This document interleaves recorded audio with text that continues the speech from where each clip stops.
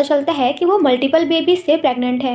वो याद करती है कि मिस्टर फू ने उससे कहा था कि मैं शादी तो करूंगा मगर तुमसे नहीं।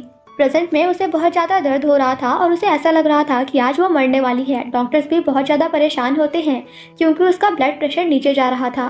तभी हम 5 स्टार्स को देखते हैं जो कहते हैं कि मम्मी आपको कुछ नहीं होगा, हम आपको बचाने आ रहे हैं। आफ्टर दैट हमें कुछ साल बाद का सीन दिखाया जाता है जहां हम रुई को उसके 5 बेबीज के साथ देखते हैं, 3 baby boys and 2 baby girls. रुई उन सभी से कहती है कि मैं इंटरव्यू देने जा रही हूँ तो तुम सभी घर में रहना और बाहर मत जाना। वो सबसे बड़े बेटे को उन सभी का ध्यान रखने के लिए बोलकर वहाँ से चली जाती है। उसके जाते ही बच्चे अपने मिशन में लग जाते हैं, मिशन पापा ढूंढो।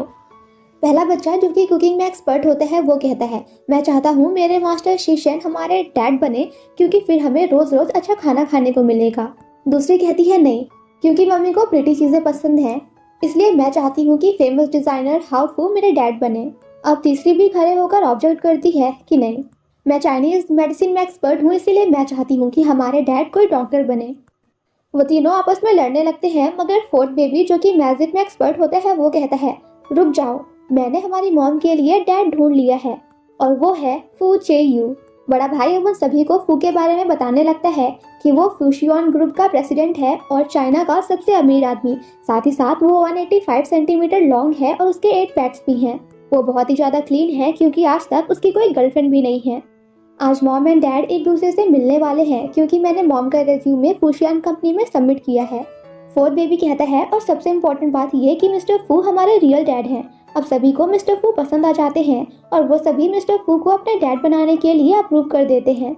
वही कंपनी में जब रुई इंटरव्यू देने जाती है तो दोनों एक दूसरे को देखकर शॉक्ड हो जाते हैं। फू कहता है तुम?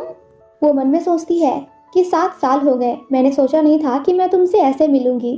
फ्लैशबैक में हमें दिखाया जाता है कि उसके डैड ने पैसों के लिए आज से 7 साल पहले उसे एक बुढ़े आदमी को बेच दिया था। वो सुनती है कि उसके डैड फोन पे किसी से कह रहे थे कि मेरी बेटी यंग एंड प्योर है, अगर आपको भरोसा नहीं तो मैं आज रात उसे आपके पास भेज दूंगा। जिसके बाद वो मिस्टर फू के पास मदद मांगने जाती है कि मैं उस बुढ़े इंसान से शादी नहीं करना चाहती, तो प्लीज क्या तुम मुझसे फेक मैरिज कर सकते हो। मगर मिस्टर फू ये कहकर वहाँ से चला जाता है कि अगर मैं शादी करूंगा भी तो तुमसे नहीं। रुई मन में सोचती है कि मैं मिस्टर फू को पिछले 7 सालों से चेस कर रही थी, उसने कभी भी कोई गर्लफ्रेंड नहीं बनाई, मुझे लगा कि शायद मैं उसके लिए स्पेशल हूँ, बट आज मुझे पता चला कि उसके दिल में तो मेरे लिए कोई वैल्यू ही नहीं है।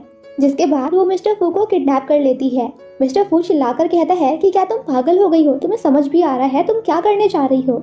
वो कहती है मैं पागल हूँ नहीं पर होना चाहती हूँ। ऐसा कहकर वो उसे किस कर लेती है। प्रेजेंट में मिस्टर फू कहता है कि मेरे सामने आने की तुम्हारी हिम्मत भी कैसे हुई।